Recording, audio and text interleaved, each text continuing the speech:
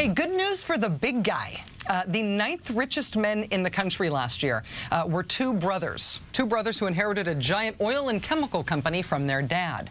If you combined their wealth, they were tied at number 9 for richest guys in the country. If you combined their wealth, the two brothers' combined fortune was behind only Bill Gates and Warren Buffett in this country.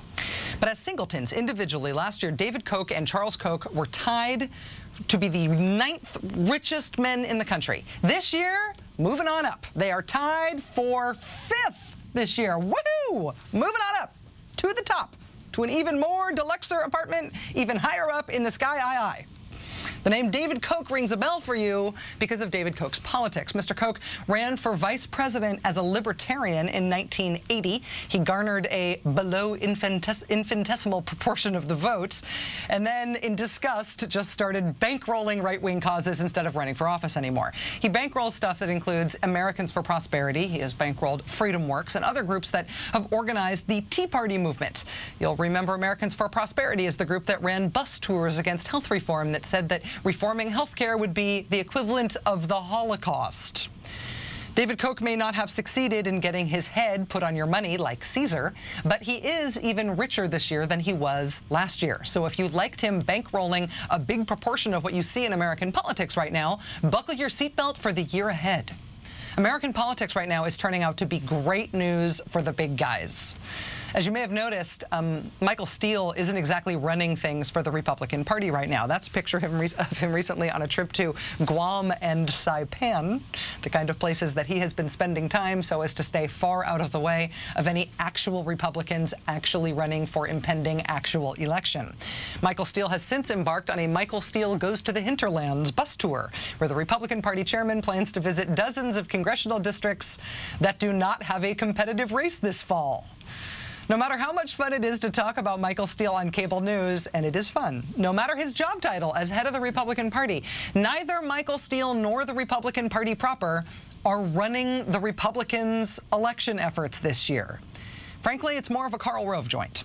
Karl Rove's political group, American Crossroads, is pledging to spend $52 million on behalf of Republican candidates for these elections this year. $52 million. $52 million. $500,000 of Tea Party money ousted an incumbent senator in the Alaska primaries this year. Karl Rove is planning on spending 100 times that much. And the good news for the big guys is that he's raising it all from billionaires. Not kidding. Salon.com's Justin Elliott took a look at the Karl Rove's group's financial disclosures for the month of August. And it turns out that out of the millions of dollars that Karl Rove's group raised last month, 91% of it came from just 3 sources. 91% of the money that Karl Rove raised last month came from 2 billionaires and 1 company that's owned by a billionaire. 91% of the funding for Karl Rove's giant outside group that is dumping tens of millions of dollars into the elections for Republicans, 91% of their fundraising last month came from 3 billionaires. And that's actually off pace for them, because the month before 91% of their funding came from billionaires, the month before that, 97% of their fundraising came from billionaires. 8 candidates endorsed by the Republican Party's official Senate campaign arm lost their primaries this year. 8 candidates who had been anointed by the Republican Party proper and had Republican Party support lost. Michael Steele kicked off campaign season by banishing himself to Saipan. The official Republican Party is not functioning in these elections in any meaningful sense of the word, functioning. But the Tea Party movement is doing a lot, thanks to David Koch, billionaire. And the $50 million plus giant elephant in the room in terms of TV ads and get out the vote and other Republican campaigning this year is Karl Rove's operation, which, thanks to good reporting by Justin Elliott, we know is also funded by billionaires. Basically by 3 guys, 3 billionaires. There are only, as far as we can tell, and this was fun to look up today, as far as we can tell, there are only 403 people in the entire country for whom illionaire can start with a B.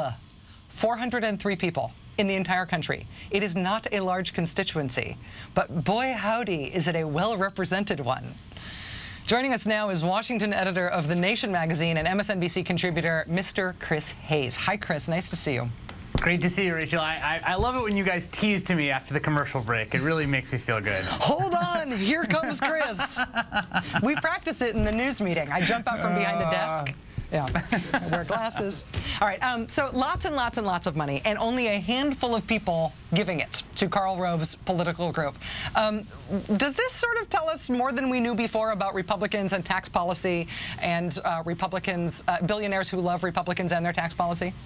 Well, I mean, it lays it all on the table. In some senses, we already knew this, right? I mean, the Republican Party is, at its core, the sort of existential core of the modern post-Reagan Republican Party is tax cuts for wealthy people. That, if there's one thing that everybody gets behind, the one thing that the party has, the one policy the party has become a vessel for, is that. That's what the conservative movement and the modern Republican Party embody fundamentally. And this is the most sort of bald-faced, naked, intense kind of class politics, frankly. This is just self-interest. I mean, when you think about what kind of money is on the table, when you think about the tax cuts that are currently being debated, think about what a marginal tax increase or keeping the Bush rates means for the Koch brothers or other billionaires in perpetuity, right? Because we're not talking about a sunset. So extend it out 20, 30 years, take the current present discounted value, and what you arrive at is that it is rational to spend tens, if not hundreds of millions of dollars now to forestall that eventuality. That's the situation we're faced with. I feel like it was understood before, and it was sort of,